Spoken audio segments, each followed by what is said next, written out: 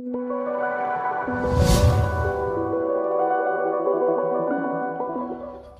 दोस्तों, स्वागत है आप सबका अपने YouTube channel booster brain with Dheeraj Shukla. दोस्तों, आज की क्लास में मैं लेकर के आया हूँ आप सबके लिए फिजिक्स में इलेक्ट्रिसिटी की क्लास। दोस्तों, जो बच्चे हमारे क्लास पे कंटिन्यू बने होंगे उन्हें पता होगा कि मैंने इस क्लासेस की 3 वीडियोस आपके लिए ऑलरेडी प्रोवाइड कर चुका हूँ।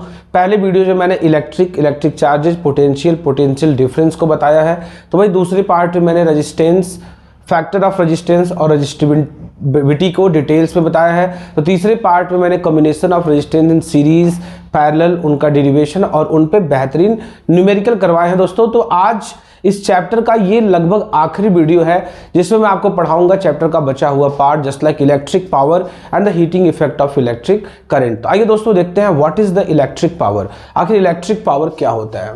इलेक्ट्रिक पावर क्या होता है मैं आपको बता दूं कि electric power is the electrical work done पर यूनिट टाइम, यानी दिए गए टाइम में जो भी इलेक्ट्रिकल वर्क कोई भी ऑब्जेक्ट कर पाता है, that is known as electrical power. आप समझ गए इलेक्ट्रिक पावर क्या होता है? इलेक्ट्रिक पावर क्या होता है? Electric power is the electrical work. ये एक इलेक्ट्रिकल वर्क होता है जो पर यूनिट टाइम यानी गिवन टाइम के अंदर होना चाहिए और अंदर होता भी है। इसका ये फॉर्मूला देखते हैं, power equal to work done upon time taken. Power equal to work done upon time taken, यानी कह सकते हैं कि electrical work per unit time is known as power. That's formula is P equal to W by T। Here W is represents work and T represents time. दोस्तों, आइए देखते हैं the SI unit of electrical power is watt, यानी electrical power का जो SI unit होता है वो क्या होता है? वाट होता है। और एक यूनिट आप इसका जान सकते हैं क्योंकि वर्क डन, वर्क का यूनिट क्या होता है? जूल होता है। पर का अपॉन टाइम टेकन का हो जाएगा सेकंड, यानी इसका यूनिट हम जूल पर सेकंड भी कह सकते हैं, जो कि मैंने यहाँ मेंशन किया हुआ है। आप ध्यान से देखिएगा और समझिएगा दोस्तों। और इस वीडियोज के जो बाकी 3 पार्ट हैं उनका लिंक मैंने डिस्क्रिप्शन में डाल रखा है, वहां जा करके आप फुल चैप्टर को पढ़ सकते हो, फुल चैप्टर को अंडरस्टैंड कर सकते हो और एक बेहतरीन तरीके से अपने कॉन्सेप्ट को आप मजबूत कर पाते हो। तो आइए देखते हैं इलेक्ट्रिक पावर के अगली क्या बातें हैं जो आपके लिए बेहद खास है। इलेक्ट्रिक पावर का फॉर्मूला क्या है, इलेक्ट्रिक पावर के कितने फॉर्मूला है और हर एक फॉर्मूला किस तरह से आपके लिए जरूरी है। तो हाँ दोस्तों, आइए आपको बताते हैं कि जैसे कि मैंने बताया कि आपको इलेक्ट्रिक पावर का जो यूनिट होता है वो क्या होता है? वॉट होता है या जूल पर सेकंड। तो आखिर ये वॉट क्या होता है? वॉट के बारे में आइए थोड़ा डिटेलिंग करते हैं। देखिएगा ध्यान से कि व्हेन एन इलेक्ट्रिकल अप्लायंस, जैसे कोई भी इलेक्ट्रिकल अप्लायंस हो, बल्ब हो, गीजर हो, हीटर हो, कुछ भी हो, अगर वो कंज्यूम करता है electrical energy at the rate of 1 joule per second, यानी वो हर सेकेंड में अगर 1 जूल की एनर्जी कंज्यूम करता है, तो हम कह सकते हैं कि वो क्या करता है कि वो उसकी जो पावर है वो कितनी है? 1 वॉट है। यानी अगर कोई भी अप्लायंस हो, कोई भी इलेक्ट्रिकल अप्लायंसेस हो, अगर वो पर सेकेंड 1 जूल एनर्जी कंज्यूम करता है तो हम कह सकते हैं कि वो 1 वॉट की है। जैसे आपने घर में यूज किया होगा ना LED बल्ब, तो कहते हैं ना कि 5 वाट का है, 7 वाट का है, 9 वाट का है, ऐसे बोलते हैं ना, 5, 7, 9 वॉट्स, ये सब बोलते हैं नहीं बोलते हैं? तो वही वाट की बात हो रही है कि अगर वो अप्लायंस 1 सेकेंड में 1 जूल की एनर्जी कंज्यूम करता है तो हम कह सकते हैं कि वो 1 वॉट का है, 1 वॉट का है। और अगर वो 7 वॉट की एनर्जी 1 सेकेंड में कंज्यूम करेगी तो हम कहते हैं 7 वॉट की है, जो हमारे घरों में नॉर्मली हम बल्ब लगाते हैं, नॉर्मली रोशनी के लिए हम LED वगैरह बल्ब वगैरह लगा लेते हैं। दोस्तों, होता क्या है कि 1 किलोवाट इक्वल टू 1000 वॉट्स। ध्यान से देखा जाए तो 1 किलोवाट में कितने वाट होते हैं? 1000 वाट्स होते हैं। ये बखूबी आप ध्यान से जानिएगा कि 1 किलोवाट में 1000 वाट होते हैं। तो आइए अब हम बढ़ते हैं नेक्स्ट टॉपिक की तरफ। नेक्स्ट टॉपिक है हमारा formula for calculating electric power, यानी इलेक्ट्रिक पावर को कैलकुलेट करने के लिए, फाइंड आउट करने के लिए हम किन किन फार्मूला का यूज करते हैं। तो मैं यहाँ पे आपको एक फॉर्मूला तो मैंने ऑलरेडी बता रखा है कि P equal to W by T। इसके अलावा मैं आपको कुछ और फार्मूले बताऊंगा जिन्हें आप ध्यान से देखिएगा और समझिएगा, किसी भी तरह की उसमें जल्दबाजी और गलती नहीं करिएगा। ध्यान से देखिएगा, जैसे कि आपने जाना, आपने समझा कि पावर इज इक्वल टू क्या होता है? Work done upon time taken. Power is equal to क्या होता है? Work done upon time taken. जिसे हमने जाना है P equal to W by T। इसे हम मान लेते हैं कि हमारा क्या हो जाएगा? इक्वेशन नंबर 1 हो जाएगा दोस्तों। फिर क्या हम करते हैं? आपने पहले से ही पढ़ रखा है, we have already studied that work done को हम W से रिप्रेजेंट करते हैं, इलेक्ट्रिक करंट को I से रिप्रेजेंट करते हैं, और जब ये टाइम t के लिए किसी भी कंडक्टर में फ्लो होगा तो वहां पोटेंशियल डिफरेंस क्या होता है, v होता है। तो उसका फॉर्मूला बन जाता है W is equal to v into I into T, यानी जो वर्क होगा वो क्या होगा, पोटेंशियल डिफरेंस में दिए गए टाइम के मल्टीप्लाई के इक्वल होगा, W equal to V into I into T. ये आपको मैंने ऑलरेडी पढ़ा रखा है, जो बच्चे हमारा वीडियोस नहीं देखे हैं वो डिस्क्रिप्शन में जाके उन वीडियोस को अगर देख लेंगे तो उन्हें ये सारी चीज़ें क्लियर हो जाएंगी। दोस्तों आपने जाना कि P equal to W by T होता है, और हमने पहले आपको पढ़ा रखा है, we have already studied that कि वर्क डन को W, करंट को I, और जब किसी भी कंडक्टर में टाइम t के लिए कोई भी करंट फ्लो किया जाएगा तो वहाँ पोटेंशियल डिफरेंस कितना होता है, v होता है। तो उससे एक बन के फॉर्मूला आता है W equal to V into I into T, W equal to V into I into T. अब हम यहाँ देखिए ध्यान से क्या कर सकते हैं, हम यहाँ कर सकते हैं from the equation first, from the equation second, from the equation second put the value of W,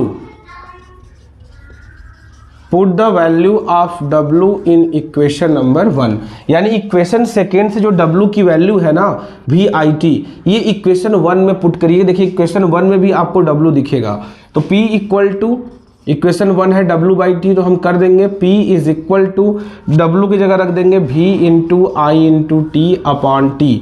तो ऊपर T और नीचे T कैंसिल हो जाएगा, क्या बचेगा आपका, आपका बचेगा P equal to V into I. यानी हम कह सकते हैं कि जो इलेक्ट्रिक पावर होता है वो इक्वल होता है the product of potential difference and electric current. यानी हम कह सकते हैं कि पोटेंशियल डिफरेंस और इलेक्ट्रिक करंट के प्रोडक्ट को ही हम क्या कहते हैं, इलेक्ट्रिक पावर कहते हैं। दोस्तों एनी प्रॉब्लम, क्या आपको समझ में आया या नहीं? एक फॉर्मूला हमको मिल जाता है यहाँ पे P equal to V into I, कोई बहुत बड़ी बात नहीं है, नॉर्मल सी बात है। ध्यान से देखिएगा, एक फॉर्मूला हमको पता था P equal to W by T, ये सब हमने पहले पढ़ रखा था, W होता है VIT के इक्वल। यहाँ से W की वैल्यू जो है यहाँ रख देते हैं तो हो जाता है VIT बाई टी, T और T कैंसिल आउट हो जाते हैं, बचता है P equal to V into I. ये हमारा हो जाएगा एक और फॉर्मूला पावर निकालने का। एक फॉर्मूला तो है P equal to W by T, दूसरा फॉर्मूला हमारा हो जाता है P equal to V into I, जहाँ V है इलेक्ट्रिक पोटेंशियल यानी पोटेंशियल डिफरेंस, तो वही है I फॉर इलेक्ट्रिक करंट। यानी हम कह सकते हैं कि electric power is the equal of, electric power is equal to the product of electric potential and electric current. यानी हम कह सकते हैं the product of potential difference and current is known as electric power. यानी हम फार्मूले से भी इसका डिफिनीशन बड़े आराम से बड़े प्यार से बता सकते हैं कि the product of potential difference and electric current is known as electric power. I for current, V for potential difference, और बीच में प्रोडक्ट है, इनके मल्टीप्लाई को हम क्या कहते हैं, P यानी कि पावर। दोस्तों ये फॉर्मूला आपको ध्यान दीजिएगा, दो आ गए, W by T, P equal to V into I. कुछ और फॉर्मूले हैं जो मैं आपको बताऊंगा, ध्यान से देखिएगा और समझिए। तो ध्यान दीजिएगा माय डियर स्टूडेंट्स कि अगर आपको निकालना होगा power when I and R given, जब आपको I और R दिया हो और आपको पता करना हो पावर, तब आप क्या करिएगा। साथ ही साथ जब आपको V और R दिया हो और पावर निकालना हो तब आप क्या करिएगा। ध्यान दीजिएगा, यहाँ पे पावर निकालने के, अब बच्चों के दिमाग में क्वेश्चन आ रहा होगा, क्या सर ये पावर के सारे फॉर्मूले पढ़ने जरूरी हैं, P equal to W by T से हमारे क्या सारे क्वेश्चन नहीं हो पाएंगे क्या, P इक्वल टू वी आई पढ़ना जरूरी है क्या, या जो आप ये दोनों पढ़ाने वाले हैं क्या ये जरूरी है क्या। तो बताऊंगा भाई हर एक फॉर्मूला उतना ही जरूरी है जितना कि W बाई टी है। क्यों? क्योंकि अगर आपको क्वेश्चन में I और R दे के P पूछ लेगा तो, और ये फॉर्मूला जो मैं बताने जा रहा हूं अगर आपको पता नहीं होगा तो आप न्यूमेरिकल नहीं लगा पाओगे, और अगर V और R दे के पूछ लिएगा तो ये अगर ये आपको याद नहीं रहा तो आप नहीं कर पाओगे। तो सबसे पहले तो आपको सारे फॉर्मूले याद होने चाहिए, और ये फॉर्मूले सारे आते कैसे हैं, कहीं आसमान से नहीं आते, सबको लाने का एक ही तरीका है। आइए देखते हैं और समझते हैं कि वो तरीका क्या है। जैसे कि अभी आपने एक फॉर्मूला पढ़ा है P equal to V into I, अभी हमने जस्ट यही पढ़ा है, W बाई टी से हमने ये निकाला है कि P equal to V into I, यानी इलेक्ट्रिक करंट और पोटेंशियल डिफरेंस के प्रोडक्ट को हम क्या कहते हैं, इलेक्ट्रिक पावर कहते हैं। इसको हम मान लेते हैं इक्वेशन नंबर 1। अब आप सब जानते होंगे ओम्स लॉ, जो इस चैप्टर का सबसे इंपॉर्टेंट टॉपिक है, इसका हमने फॉर्मूला पढ़ा रखा है, V = I × R। क्या होता है? V = I × R। हम डाल देते हैं इसको इक्वेशन नंबर 2। क्या डाल देते हैं दोस्तों? इसको हम डाल देते हैं equation number 2, V = I × R। तो अगर मैं यहां से क्या करूं, ध्यान से देखिएगा, ध्यान से समझिएगा। From the equation number 2, from the equation number 2 put the value of V in equation number 1। Equation number 2 से जो V की वैल्यू है यानी I × R वो 1 में रख दीजिएगा। तो 1 हमसे क्या कहता है? P = V × I। यहाँ से V की वैल्यू कितनी है? I × R। तो P = हम रख देंगे I × R × I, यानी हम कह सकते हैं कि P = I² × R। ये आपको मिल जाता है एक और सुनहरा फॉर्मूला, P = I² × R। और ये फॉर्मूला हम कब लगाएंगे? बच्चों के दिमाग में आता है तो मैं बता दूं आपको कि जब आपको I और R देके पावर P पूछ लेगा तो आप लगाइएगा P = I² × R। ध्यान दीजिएगा, मैंने उसी फॉर्मूला P = V × I और ओम्स लॉ का यूज करके ये फॉर्मूला पाया है, कोई अलग से कोई बहुत बड़ा काम नहीं किया है। आइए देखते हैं कि पावर P क्या होगा जब V और R आपको दिया होगा। तब क्या करेंगे आप ध्यान से देखिएगा, फिर से वही फॉर्मूला P = V × I, आप इसे फिर से डाल दीजिएगा इक्वेशन नंबर 1। फिर वही आप करिएगा ओम्स लॉ जो आप अभी तक पढ़ते आए हैं। ओम्स लॉ क्या होता है? V = I × R होता है। हम सब जानते हैं V = कितना होता है? I × R होता है। अब आप देखिएगा, अगर यहाँ पे आपने V की वैल्यू रखी है तो यहाँ पे I की वैल्यू रखिएगा। तो हम यहाँ क्या कर सकते हैं? I = V/R कर सकते हैं या नहीं कर सकते हैं? इसको हम डाल लेते हैं इक्वेशन नंबर 2। I = क्या हो जाएगा? V/R। फिर से वही हम काम, put the value of I from equation 2 in equation number 1, यानी इक्वेशन 2 से I की वैल्यू 1 में रखना। तो 1 में क्या है? 1 में है क्या? P = V × I है और यहाँ I की वैल्यू है V/R। तो हम रख देंगे P = V × V/R, यानी फॉर्मूला हो जाएगा P = V²/R। दोस्तों एक और फॉर्मूला मिल जाता है हमें P = V²/R, यानी पावर निकालने के अब हमारे पास कितने फॉर्मूले हो गए? टोटल हो गए 4 फॉर्मूला। एक तो P = W/T, दूसरा P = V × I, तीसरा आपने निकाला P = I² × R, चौथा हमने निकाला P = V²/R। ये 4 फॉर्मूले अगर आपको याद रहेंगे तो आप कभी भी पावर से किसी भी तरह का न्यूमेरिकल आएगा उसे आप मिनटों में करके दिखाओगे, मिनटों में आंसर लाके दिखाओगे, मिनटों में अपना नंबर आप अचीव कर पाइएगा। तो आइए दोस्तों हम इन फॉर्मूलों पे लगाते हैं कुछ न्यूमेरिकल, जिससे कि हमारा कॉन्सेप्ट और भी ज़्यादा मजबूत होता दिखेगा। तो दोस्तों आइए देखते हैं न्यूमेरिकल। आखिर न्यूमेरिकल को हम कैसे सॉल्व करेंगे? ध्यान से देखिएगा, समझिएगा। पहले तो हम क्वेश्चन को बड़े प्यार से आराम से पढ़ेंगे। What will be current drawn by an electric bulb of 40 watt when it is connected to a source of 220 V। सबसे पहली बात, हमें जब क्वेश्चन को पढ़ना है तो क्वेश्चन में 2 चीज़ ढूंढना है। एक गिवन दैट, क्या क्या दिया है, और दूसरा what should we find out, हमें क्या पता करना है। दोनों चीज़ को ध्यान से देखना है। तो उसके पहले तो मैं आपको बता दूं फॉर्मूला हमने पावर निकालने का क्या क्या पढ़ा है? P = W/T, स्टार्टिंग में पढ़ा था हमने P = W/T, second P = V × I, third P = I² × R, fourth P = V²/R। हमने ये 4 फॉर्मूले लिखे हैं और इन्हीं 4 फॉर्मूले में सारे क्वेश्चन होने हैं। तो मैंने क्या कहा आपसे? मैंने कहा ध्यान देना है, क्या दिया है क्वेश्चन में, क्या दिया है और क्या पता करना है। तो आइए हम ध्यान देते हैं, ध्यान से पढ़ते हैं। What will be current, current के सामने व्हाट लगा है, यानी कि मुझे करंट पता करना है। मिल गया, हमें क्या पता करना है? करंट पता करना है। Drawn by an electric bulb of 40 watt, 40 watt मतलब P हमको दे रखा है 40 watt. It is connected to a source of 220 V, यानी पोटेंशियल डिफरेंस V भी हमें दे दिया है 220। हमें पता क्या करना है? I। तब ध्यान दीजिएगा, यहाँ I है, P है, V है। P V I के टर्म्स में कौन सा फॉर्मूला है? तो आपको मिलेगा ये फॉर्मूला जो P V और I के टर्म्स में है। तो हम लगा देंगे P equal to V into आई।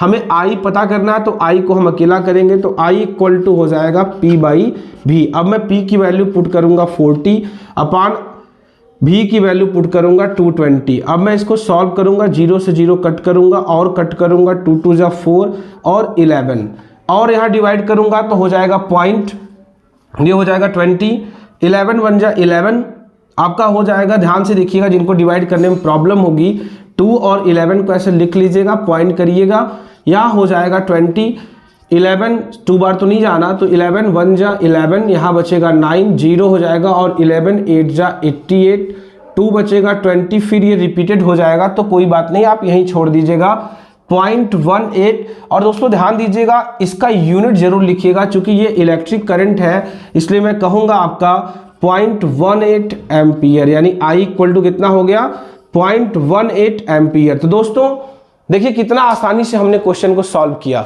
और कैसे सॉल्व किया, क्वेश्चन को पढ़ा, हमने देखा कि क्या दिया है, क्या पूछ रहा है और इन टर्म में कौन सा फॉर्मूला हमारे लिए बेस्ट है, तो हमने उस फॉर्मूले को सेलेक्ट किया और वैल्यू पुट किया और हम आप पहुंचे अपने आंसर की तरफ। तो आइए बढ़ते हैं एक और न्यूमेरिकल की ओर। तो हाँ दोस्तों, आइए देखते हैं एक और क्वेश्चन जो कि बड़ा ही अच्छा क्वेश्चन है। ये थोड़ा सा मैंने क्वेश्चन ले लिया है एमसीक्यू।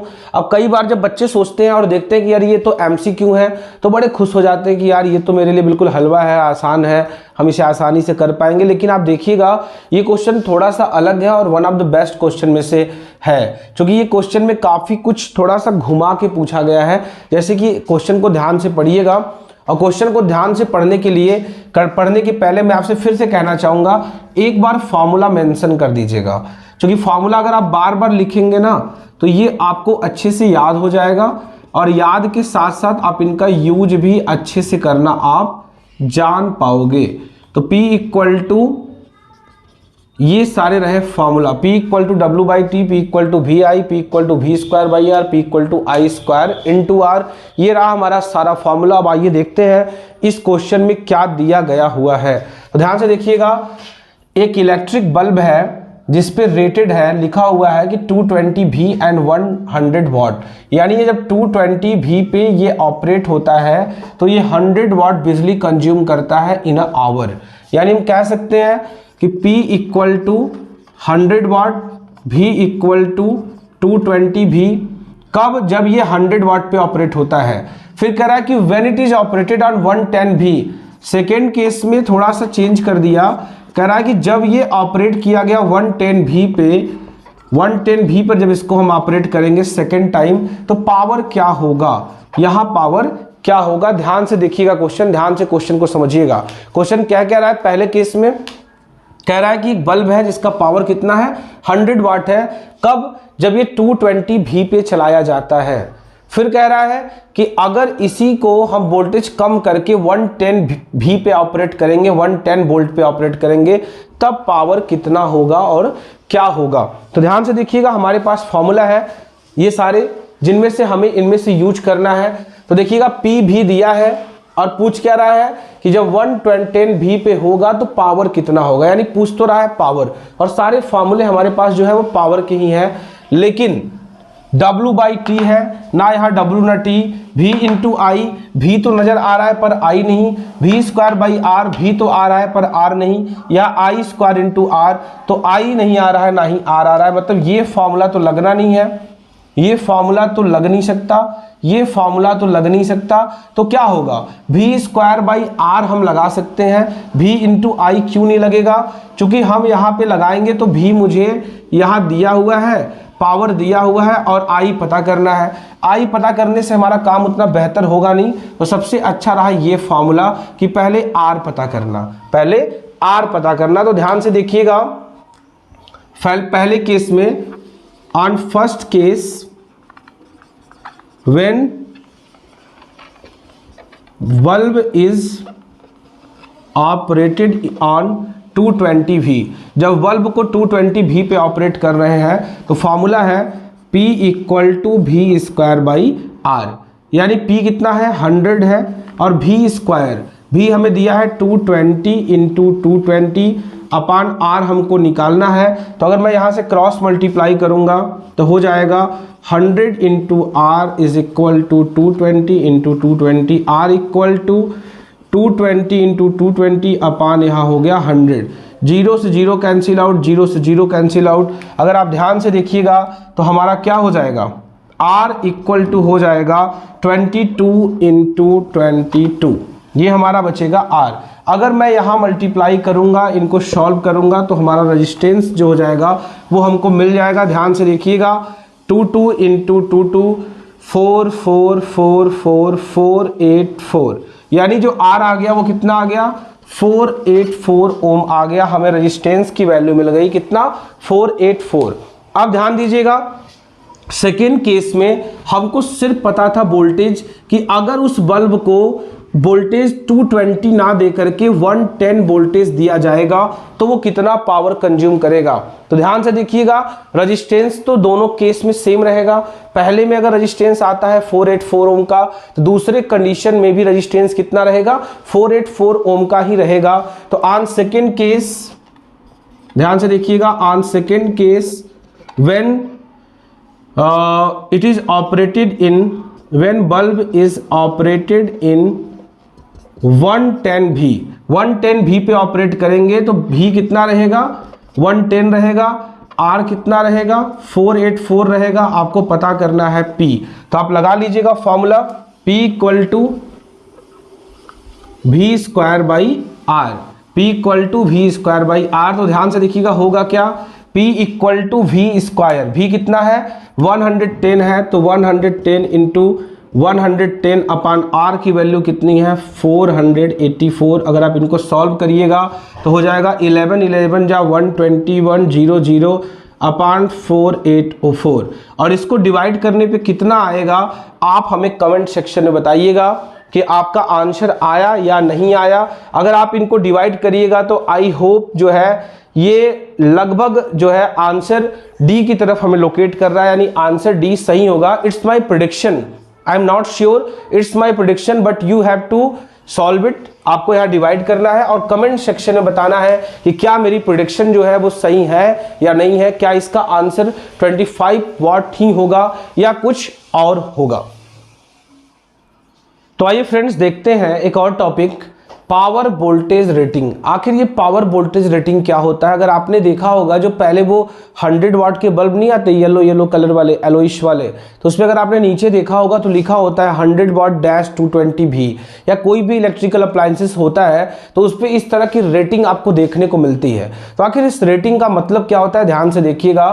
अब power rating of 100 watt bulb, अगर एक 100 वाट का बल्ब है और उस पर पावर रेटिंग हुआ है तो उसका मतलब मीन्स दैट, उसका मतलब ये होता है कि it will consume electrical energy at the rate of 100 joule per second.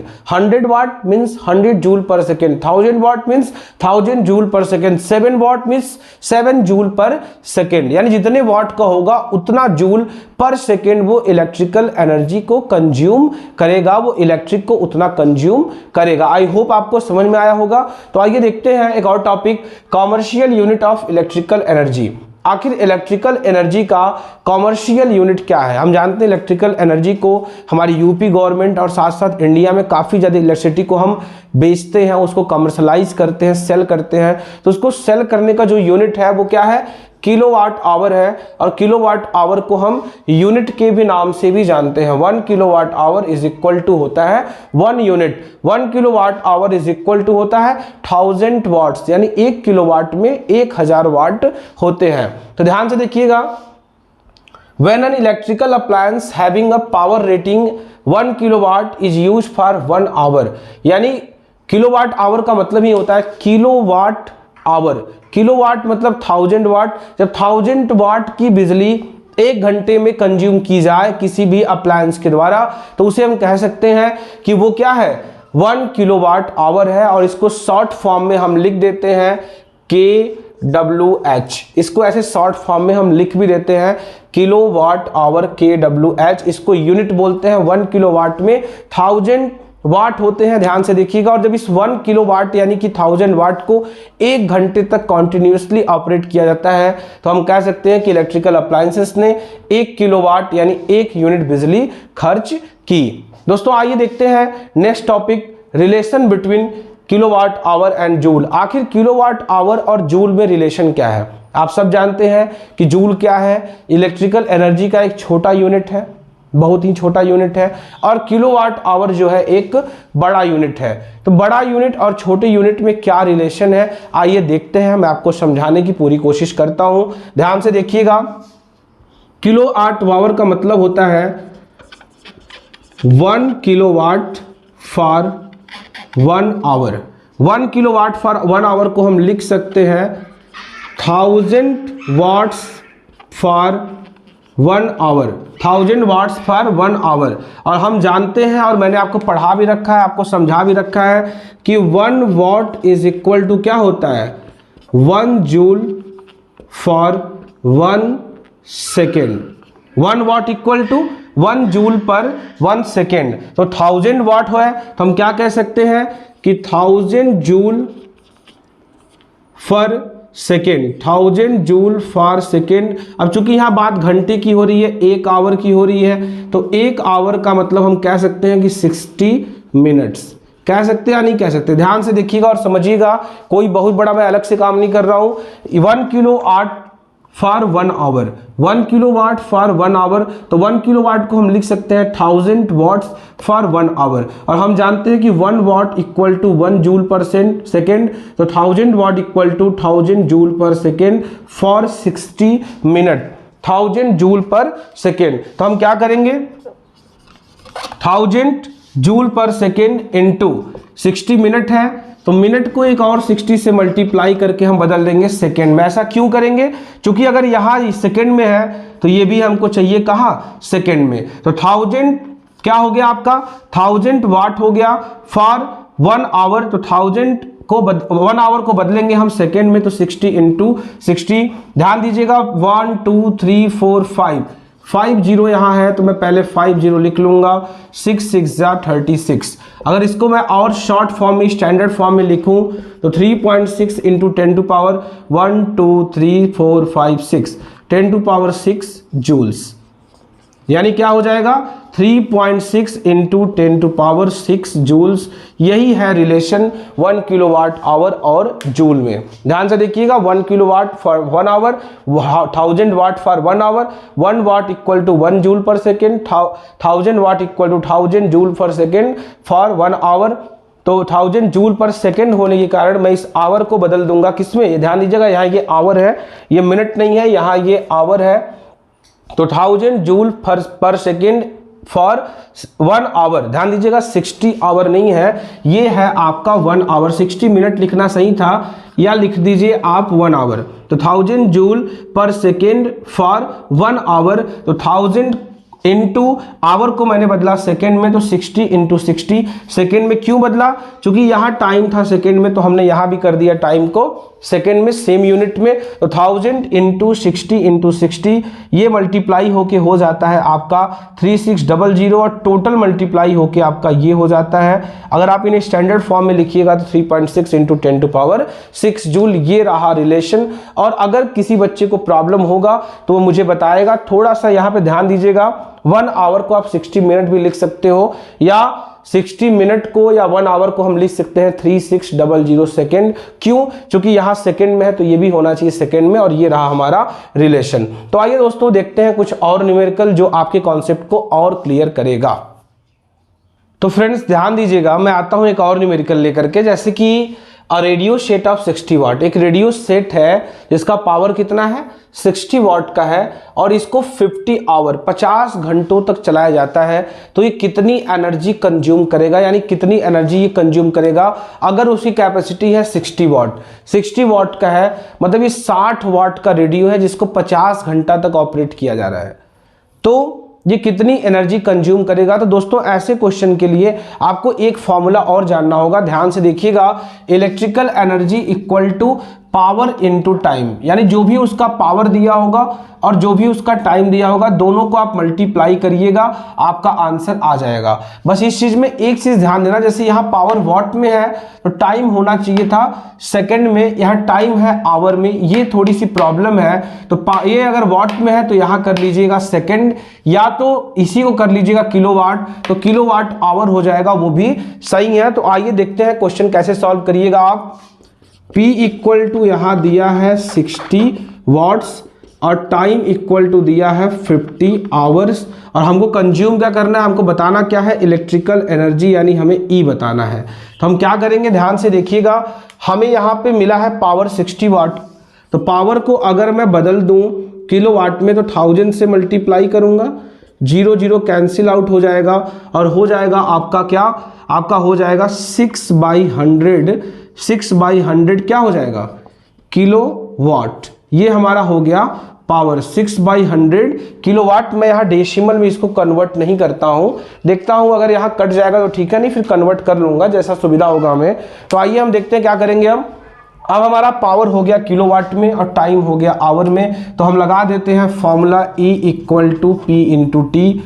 E is equal to P की वैल्यू 6/100 इंटू टाइम की वैल्यू कितनी है, 50 है। आप कट करिएगा, यहाँ 2 कट जाएगा और 2 3 जा 6, यानी कितना हो गया 3 किलोवाट आवर, 3 किलोवाट आवर। ये हो गया आपका आंसर। 3 किलोवाट आवर वो बिजली कंज्यूम करेगा, वो यानी कि 3 यूनिट बिजली वो कंज्यूम करेगा। अब कुछ बच्चों के दिमाग में आ रहा होगा सर अगर इसे जूल में बताना हो तो क्या करेंगे, तो अगर आपको जूल में बताना हो तो नथिंग स्पेशल, आपने याद किया है कि 1 kilowatt hour equal to 3.6 into 10⁶ joules. मैंने जस्ट पीछे आपको ये पढ़ा रखा है कि 1 किलोवाट में इतना जूल होता है, तो यहाँ तो 3 किलोवाट है, तो हम क्या करेंगे 3 इंटू 3.6 इंटू 10⁶ जूल्स। आप मल्टीप्लाई करिएगा, 3 6 जा 18 की 8 कैरी 1, 3 3 जा 9 1 10, 10.8 इंटू 10⁶ जूल्स। ये हमारा हो जाएगा दोस्तों आंसर। तो क्या आप और न्यूमेरिकल करना चाहते हैं या नहीं चाहते, आप ध्यान से इनको नोट करिएगा।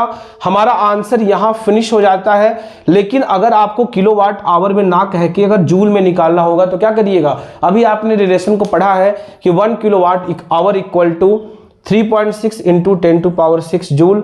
सो 3 into 3.6 into 10⁶, our answer is 10.8 into 10⁶ joules. अगर इसे हम और भी स्टैंडर्ड फॉर्म में लिखे तो हम कह सकते हैं 1.08 इंटू 10⁷ जूल्स। तो दोस्तों ये कैसा क्वेश्चन लगा आप जरूर बताइएगा हमें कमेंट सेक्शन में कि आपको ये कैसा लगा, आपको ये क्वेश्चन को समझाना, ये नया formula E equal to P into T आपको कैसा लगा आप जरूर बताइएगा हमें।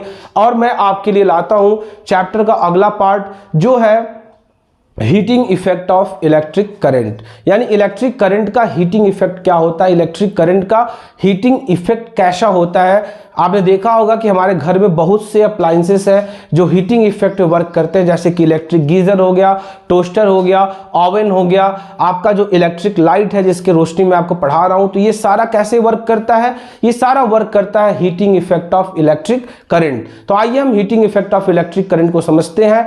1-2 न्यूमेरिकल और करेंगे इस क्लास में, तत्पश्चात मैं आज इस क्लास में इलेक्ट्रिसिटी को लगभग संपूर्ण करा दूंगा, पूरा कंप्लीट करा दूंगा। तो आइए देखते हैं what is the heating effect of electric current, यानी इलेक्ट्रिक करंट का हीटिंग इफेक्ट क्या होता है। तो फ्रेंड्स आइए देखते हैं हीटिंग इफेक्ट ऑफ करंट, यानी करंट का हीटिंग इफेक्ट क्या होता है। तो मैं आपको बता दूं हीटिंग इफेक्ट जो है हमारे लिए बहुत ज़्यादा यूजफुल है। हमने करंट के हीटिंग इफेक्ट का यूज करके बहुत सारे अप्लायंसेस ऐसे बनाए हैं जो हमारे डेली लाइफ में बहुत ज़्यादा यूजफुल हैं, बहुत ज़्यादा कारगर हैं, जिनका यूज करके हम अपने लाइफ को काफ़ी ज़्यादा कंफर्टेबल और काफ़ी ज़्यादा आरामदायक, काफ़ी ज़्यादा सुविधाजनक बना चुके हैं। तो आइए देखते हैं हीटिंग इफेक्ट ऑफ करंट होता क्या है। ध्यान से देखिएगा कि व्हेन एन इलेक्ट्रिक करंट, जब हम इलेक्ट्रिक करंट को pass through a high resistance wire, बहुत ज़्यादा रेजिस्टेंस वाले वायर में डालते हैं, जैसे कि नाइक्रोम वायर। नाइक्रोम वायर जो है कॉपर से 60 टाइम्स ज़्यादा रेजिस्टेंस कैपेसिटी रखता है। तो जब हम क्या करेंगे, इलेक्ट्रिक करंट को पास करेंगे कहां पे, हाई रेजिस्टेंस वायर जैसे कि नाइक्रोम वायर में, the resistance wire become very hot, तो ये जो वायर होता है ये काफी गर्म हो जाता है, काफी गर्म हो जाता है, गर्म से लाल हो जाता है, और लाल हो जाता है तो क्या करता है, प्रोड्यूसेस हीट, हीट प्रोड्यूस करने लगता है। और उसी हीट का यूज करके हमने क्या किया, बहुत सारे अप्लायंसेस को यूज करके अपने लाइफ में बना डाला, जैसे कि इलेक्ट्रिक बल्ब हो गया, गीजर हो गया, हीटर हो गया, टोस्टर हो गया, ओवन हो गया, इलेक्ट्रिक प्रेस हो गया, केटल हो गया। ये सारे कैसे वर्क करते हैं, ये सारे वर्क करते हैं heating effect of electric current. तो heating effect of electric current का एकमात्र फॉर्मूला होता है H = I² × R × T, यानी हीट प्रोड्यूसेस जो होता है वो इक्वल होता है square of current to the product of resistance to the product of time taken. यानी हम कह सकते हैं जो heat produces in a wire is directly proportional to the square of current, resistance and time. तो दोस्तों ये रहा heating effect of electric current. आइए करते हैं इस फॉर्मूले पर एक न्यूमेरिकल, जिसे मैं समझाऊंगा कि इस फॉर्मूले से आप न्यूमेरिकल को कैसे आसानी से सॉल्व कर पाओगे।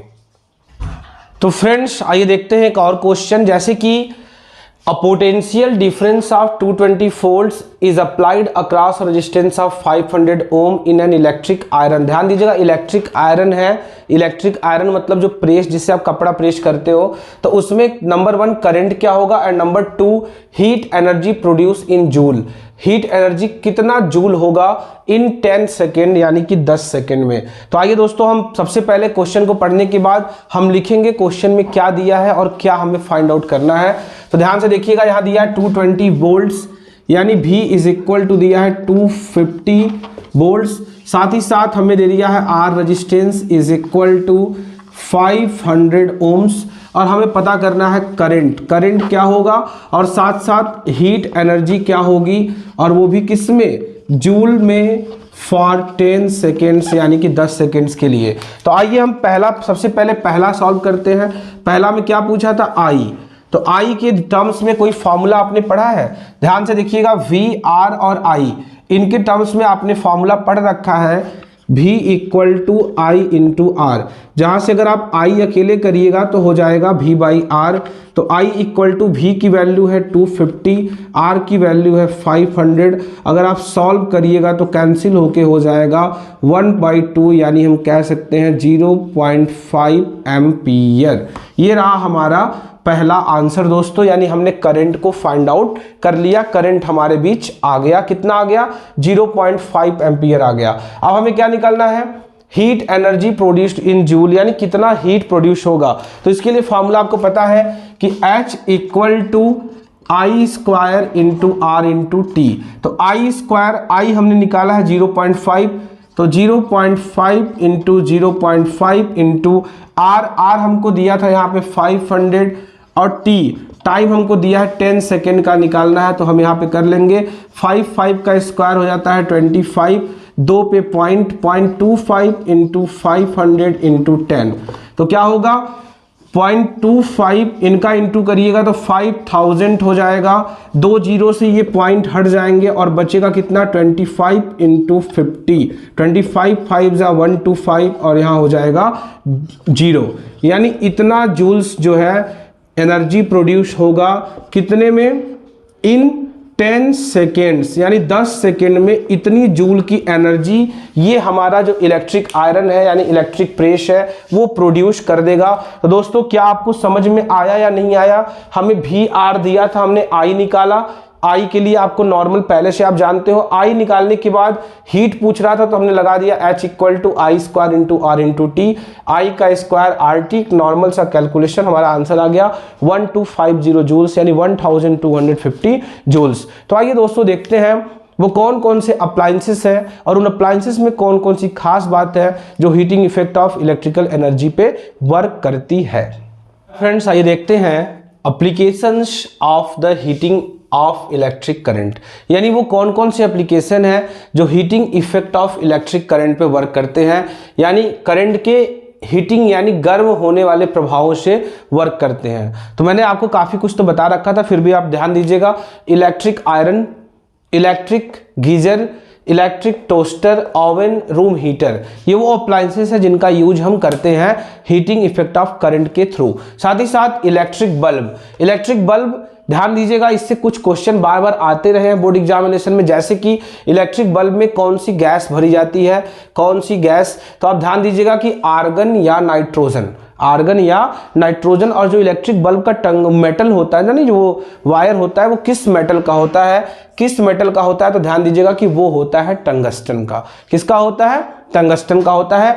At last electric fuse. आखिर ये इलेक्ट्रिक फ्यूज क्या होता है? तो मैं आपको बता दूं कि इलेक्ट्रिक फ्यूज जो होता है, जो सर्किट को ब्रेक करता है और हमारे घर के अप्लायंसेस को बचाता है, ये इलेक्ट्रिक फ्यूज भी किस पे वर्क करता है? ये इलेक्ट्रिक फ्यूज भी वर्क करता है heating effect of electric current पे। जैसे कि अगर आप वायर में किसी भी कंडक्टर में करंट डालते हो और किसी कारणवश, किसी भी प्रॉब्लम बस कंडक्टर में ज़्यादा करंट आ जाता है, कंडक्टर में ओवरलोडिंग हो जाती है या शॉर्ट सर्किट की प्रॉब्लम आ जाती है, तो होता क्या है, कंडक्टर में ज़्यादा करंट फ्लो करता है जिससे कि वायर या कंडक्टर गर्म हो जाता है, और गर्म होने के कारण ये इलेक्ट्रिक फ्यूज ब्रेक हो जाता है और हमारे सारे अप्लायंसेस जो घरों के हैं, महंगे महंगे costly fridge, cooler, TV, AC वगैरह, चार्जर, ये सारे क्या हैं, सेफ रहते हैं, इन्हें कोई नुकसान नहीं पहुंचता है। तो ये रहा दोस्तों आज हमारा ये चैप्टर यहाँ पे समाप्त होता है। कौन सा चैप्टर? इलेक्ट्रिसिटी। इलेक्ट्रिसिटी के मैंने सारे पार्ट्स, इलेक्ट्रिक चार्जेस से लेकर के heating effect of electric current, सारा कुछ यहाँ पढ़ा रखा। जैसा कि दोस्तों आपने देखा होगा कि इस चैप्टर में ढेर सारे फॉर्मूले आए होंगे, तो मैं इस चैप्टर में आने वाले सारे फॉर्मूले को एक शॉर्ट वीडियोस में आपके लिए मैं बना दिया हूँ, आपके लिए मैं अपलोड कर दिया हूँ अपने इस channel boost your brain with Dheeraj Shukla पे। अगर आप वहाँ जा करके चाहें तो सारा फॉर्मूला एक साथ नोट कर लें, जिससे आपको फॉर्मूला याद करने में कोई दिक्कत नहीं होगा। दोस्तों यहाँ इस क्लास में मैंने काफ़ी ज़्यादा न्यूमेरिकल कराने की पूरी कोशिश की है, लेकिन अगर आपको लग रहा है कि न्यूमेरिकल की तैयारी अभी भी पूरी नहीं हुई है, कुछ और क्वेश्चन करने हैं, तो आप कमेंट सेक्शन में मुझे बताइएगा।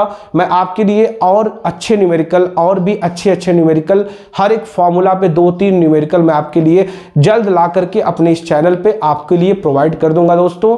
तो आप कोई भी समस्या हो, कोई भी प्रॉब्लम हो इस चैप्टर से रिलेटेड, आप हमारे साथ शेयर करिए, मैं निश्चित ही उसका सोल्यूशन आपको दूंगा। आप सबका हमारे इस channel boost your brain with Dheeraj Shukla पर बहुत बहुत धन्यवाद।